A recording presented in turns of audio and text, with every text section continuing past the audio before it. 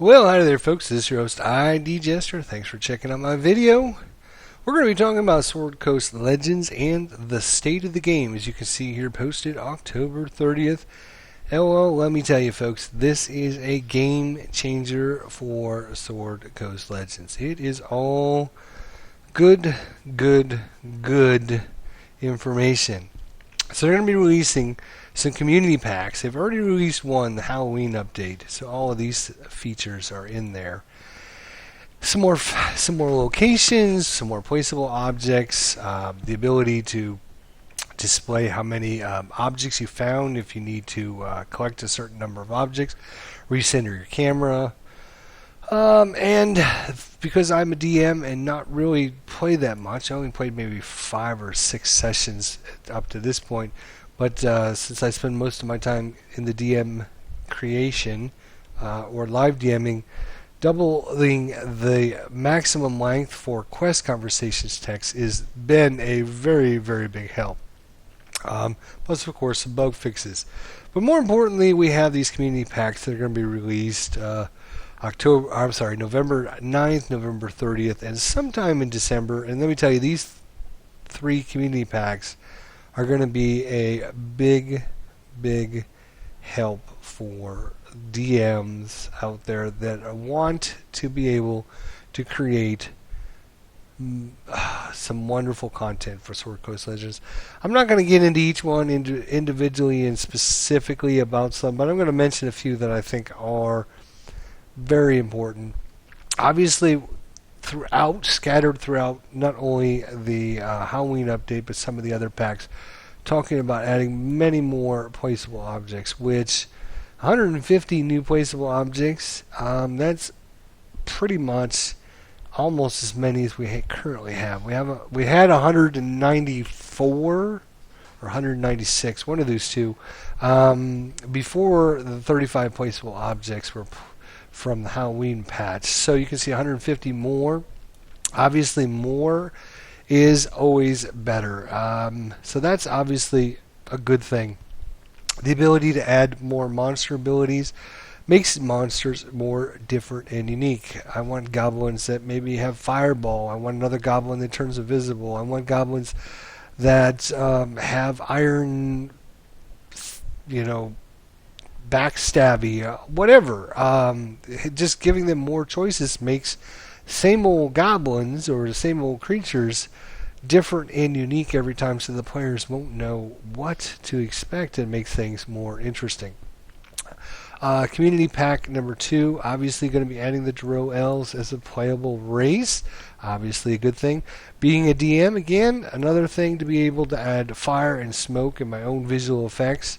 Right now I'm kind of having to cheat the system by putting fire objects underneath other objects to make them look like they're in fire, but to be able to put my own fire and smoke out there, just so wonderful, so good.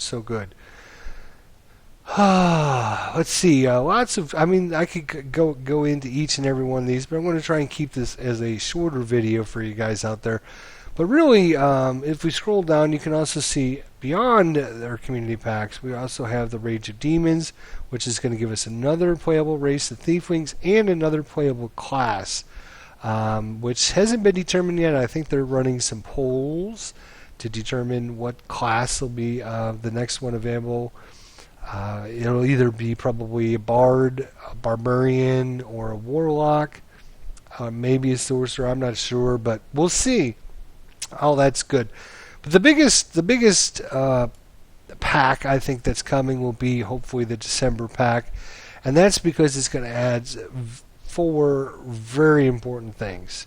So the first one here is mod support. So what does this mean? To tell you the truth, I'm not sure if players are going to be able to add in their own monsters or their own placeable objects, or if they've got to submit them to Nspace and have Nspace and then add them into the game. I'm not 100% sure, but the ability for community to support the game is huge.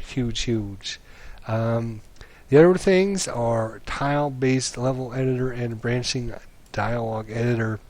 These are the 2 biggest most requested things for Sword Coast Legends, and hopefully they'll be able to develop something so that we can have our own tile-based level editor or their own branching dialogue editor. The ability to have dungeons with maybe one room, or maybe just a super long hallway that leads to one room, or whatever the DMs out there need to be able to do that. And of course, branching dialogue where you give the players choices on how they act or how they respond to NPCs, comments, and suggestions and thoughts will be make the game feel more alive and make it more interesting for players. And then lastly, the ability to disable monster level scaling in Sword Coast Legends is another big one. I think between these 4 objects, the December Community Pack 3 is going to be a huge improvement. Basically, from Halloween till the end of the year, with all of these updates and all these things they're planning to add, is definitely going to be a game changer for Sword Coast Legends. I know the game wasn't that well received, and I think the reason was it just wasn't as fully functional and as fleshed out as it would like to be. I think they could have probably waited a little bit longer to release it, but for whatever reason, either money restraints or promised timeline thing with Wizard of the Coast, because they're running the Rage of Demons timeline right now. If they needed to get this game out at a certain time, or whatever the reason behind it, they could have definitely used a little bit more time in the cooker to cook a little bit further. Not only that, we have the backlog of stuff that they want to add to the game. And this document, again, I'm not going to go through every single one of these because, to be 100% honest with you, I just recorded a video that I went through every single one of these options and talked about them. And between these 2 documents here, it was over an hour long. And I figured, that's probably a little bit longer than most people want to spend hearing about what's going on in the background here with Sword Coast Legends.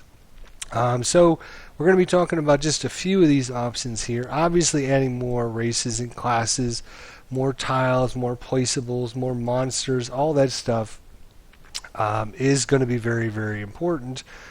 We don't know at this point if modders are going to be able to do that or what's going to be behind that, but still, if Nspace is going to be doing that, that's obviously a good thing. But there are certain things on this list here that are basically game changers for the game and the DMs out there to create believable modules that people will enjoy to play.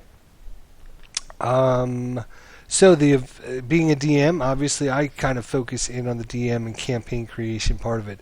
Adding event triggers to campaign creation is huge thing. I can't tell you how that is.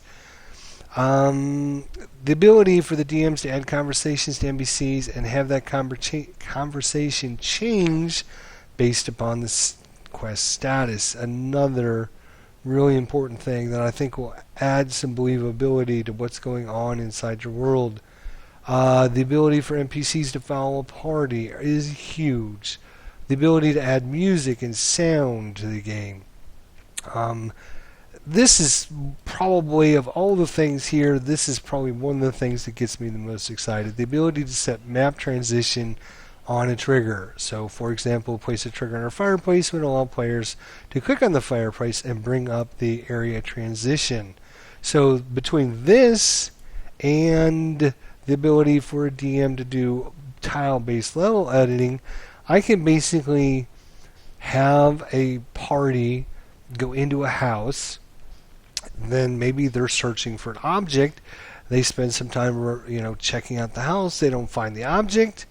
They find this interactable object on the fireplace, and they can click on it, and it would take them down maybe into a dungeon that I created underneath the house that basically maybe is only maybe one room, or maybe it's just a hallway, and then one room or whatever. The ability to create my own tile by tile locations and then have them triggered off of certain locations, that is just going to be indispensable as a DM, to be able to do that for the players or create things modularly wise in my modules for players to enjoy.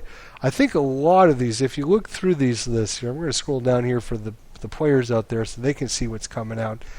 A lot of these functions, I think Inspace had in their minds that when they created this game that live DMing was the way to go, and that most games are going to be live DM'd by players. And then between all the head starts and all the feedback they've been getting, and they basically realized that's probably not going to be the case. There's not a lot of live DM sessions going on. Those that are being live DM are probably, if I had a group of players, I would say, hey, let's meet at Sunday at 8 o'clock, and you would all join me, and then we would have our own sessions. So there's not a lot of live DMs that are just sitting out there waiting for players to just join their game, random players. It's more of a get together with your friend kind of game than it is just join a random game. Now, I'm not saying there's not any games out there. There's just not a lot of them out there that are being live DM'd. And I think a lot of these features and a lot of the stuff that they're trying to add back into Sword Coast Legends is basically for the DMs when they're modular creating these modules that are more believable, give players more freedom, give them better options. Right now, if I was to try and do the same thing in the game, I would currently, the players that have to go into the house, I would have a quest object on there, and the quest object might say something like, okay, you find a hidden thing in the fireplace, and you can ascend down into the darkness below. Then the players have to leave the house, walk all the way across town, get to an area transition, click on the area transition, which would then take them to, a dungeon or whatever. And the dungeons right now are, if you go as small size, they're like 6 or 8 rooms, I think, are the small ones. I think it might be 6 rooms. So, I don't really want to have a huge 6-room dungeon underneath my fireplace. All I want is a 1-room little storage location. And you can see the difference that just these few options are going to make. And that's why I'm saying these things that they want to add to the game are going to be game changers for Sword Coast Legends. If they can pull this off, Inspace could have a gold mine on their hands, because I think a lot of people that didn't rate the game really well or didn't enjoy it to begin with, once these new options get in there and add it to the current game, I think a lot of people will come back and realize that this game is much better than it was to begin with.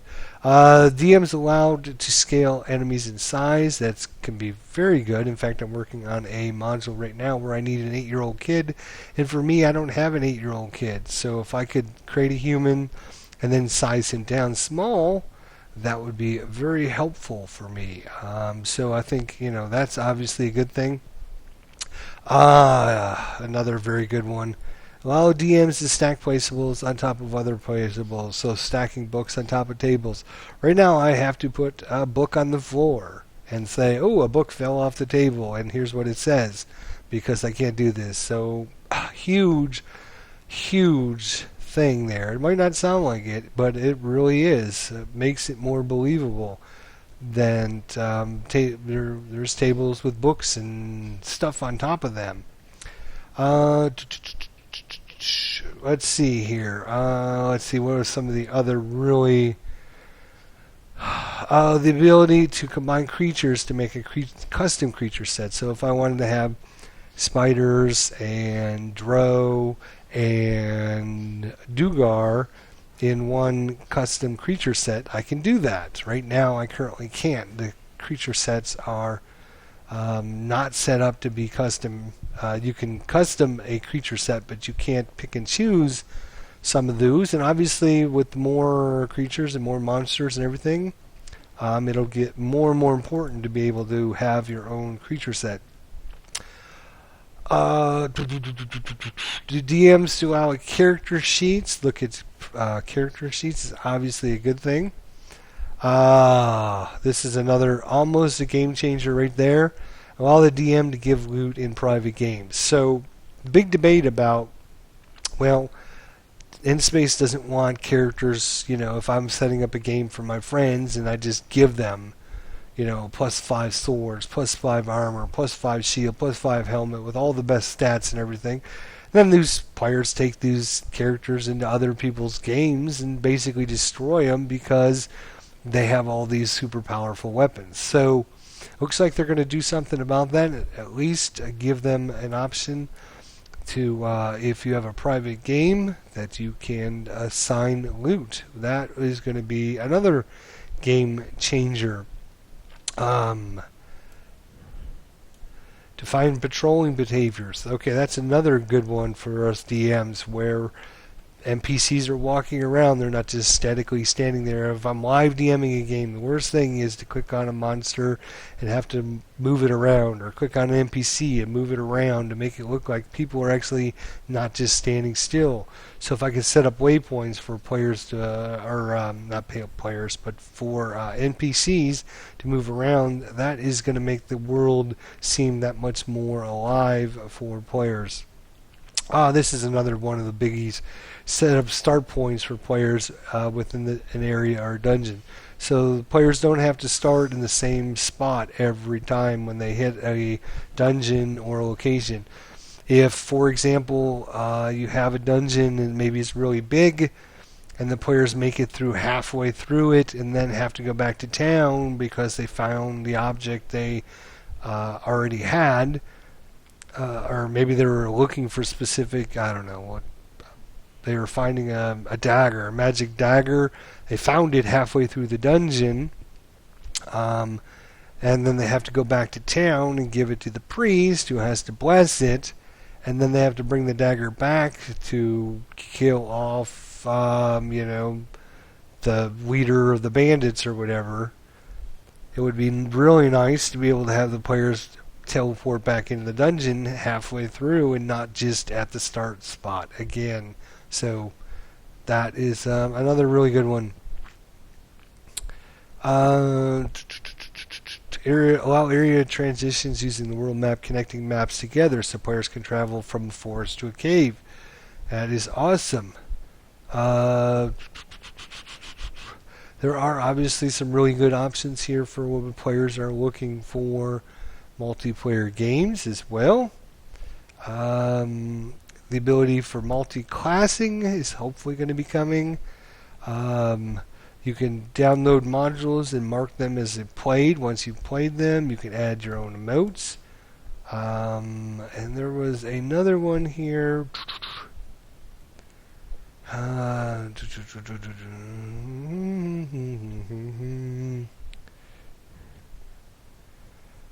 Well, you can see them. Lots of really good things. Monster scaling, we already talked about that a little bit. One thing I did want to touch on, I'm trying to remember which one it is here. So yeah, between this one here and the ability to display the module information, there it is. Display the module information is a tooltip when hovering over it. So as a module creator, I can say, come in as a 5th level character. This is a story driven, lots of text, lots of information, or I can say, this is a hack and slash, come in as a 2nd level character, or whatever. So I don't need to join a module or download a module and find out, oh, this isn't what I thought it was. So obviously when they start hopefully adjusting the monster scaling, then it'll be more important for players to know exactly what the module is going to be like without having to go into the game and finding out, or downloading it and finding out. And then that also comes up with trading of items between gold and players. Again, I'm kind of focusing in on the DM part of aspect of it because that is what I love to do, and that's where I spend most of my time. I only played, like I said, maybe 4 or 5 different sessions as a player, but I spent probably how much time in Sword Coast Legends? Oh, only 33 hours in Sword Coast Legends, but I had another 90 in the head start or something like that. So quite a bit of time. So lots of really, really good options. So you can see, let's hope, between their community packs and their DLC, and then their backlog of features they want to add, if they can get, half of this stuff and all of this done by the end of the year, I think they are going to be onto something really, really good. I think this game can be one of those games that people play for many years to come because there will be DMs out there that will literally spend hundreds of hours creating modules with triggers and branching dialogue and NPCs that have interactable text above their heads. What do they call that? Where is it? Here is it. I can't find it now that I'm thinking about it. Oh, there it is.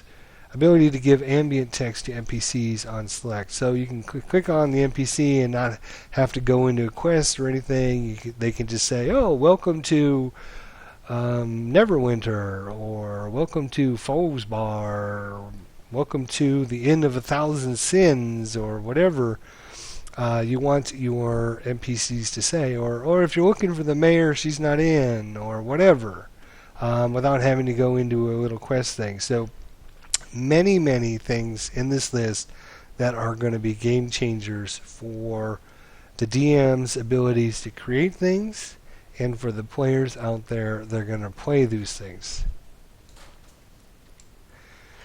So I think as kind of a sum it up here, Sword Coast Legends, save the game. The state of the game as it currently is just as I kind of expected it was going to be when I first released my looking for players video and why I chose Sword Coast Legends when I'm looking for players to play online D&D.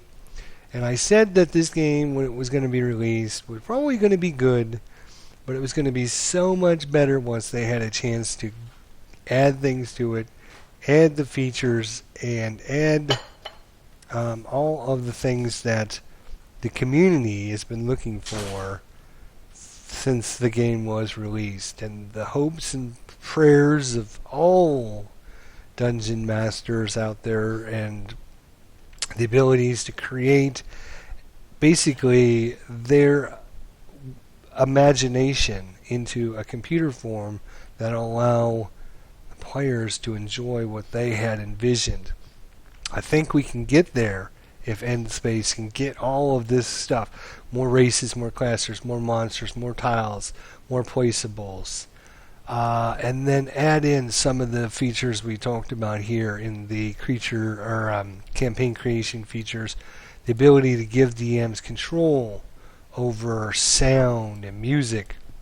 It might not sound like a lot, but as a player, when a player's running around and they come up to a fire or a campfire or something, and they don't hear the little crackling of the wood and they don't they don't hear the fire, they lose some of the immersion that, yeah, I'm playing a computer game, but my character just doesn't believe that this is an interesting place because I'm hearing the birds and I'm hearing the wind blow, but I don't hear the fire. So what kind of place is this I'm actually in?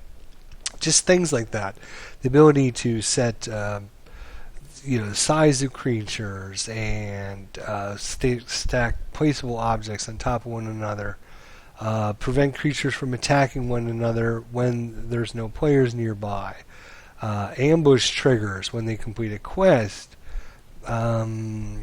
add more objects for different collectible quests, add NPC factions based on quests. Just things that are going to make this game just what everybody, including myself, hoped and prayed that this game was going to be when it was first released. And hopefully, now we are starting November, hopefully we've already had all of this stuff added, which is nice. Some new placeable objects, which are all Halloween themed, so it's kind of like graveyards and pumpkins and scarecrows and things like that, which are all really good things. And then added, some other areas here. Display the quest, recenter the map, double the conversation text window, and ability to lock your cursor to the window, and of course minor bug fixes. And then come November, we're going to get 2 more updates, and then sometime in December, the big one, hopefully by the end of the year. I think the game is, I rated positive when it was first released, but it was a very hard decision for me to rate it positive over negative. If the game would have been released with all of this stuff and some of this stuff, it would have been no doubt a easy decision for me. And that's why I think a lot of people were frustrated and angry with Endspace is, tell us what is coming in the game and let us know where we're going to go with this game in a week, 2 weeks, 2 months, 6 months from now. What are you planning on doing with this? And now that we know what they're planning on doing with this, I think there are, including myself, a lot of very, very excited people that Sword Coast Legends can be that game that we are going to be able to spend hundreds of hours creating stuff for players to enjoy, or as a player I'm going to be able to download stuff that is going to make it interesting for me to play. There's going to be much more varied information and gives me the feeling that I belong in a fantasy realm and that my choices and decisions I make matter. And I think that's all that people are asking for. And I think if they, Endspace, can do all these things on the list, then I think the state of the game for Sword Coast Legends is going to be really, really good for a long time to come. So, until the next update we have in Sword Coast Legends, be sure to check out my other videos to come. I'm working on several other modules currently. I'm actually on part 2. I'm not doing a lot of module creation videos. I should probably do some more of that for you and let you know what's going on. But hopefully you'll be watching for some more Sword Coast Legend videos to come shortly. Thanks so much for watching. We'll see you guys next time.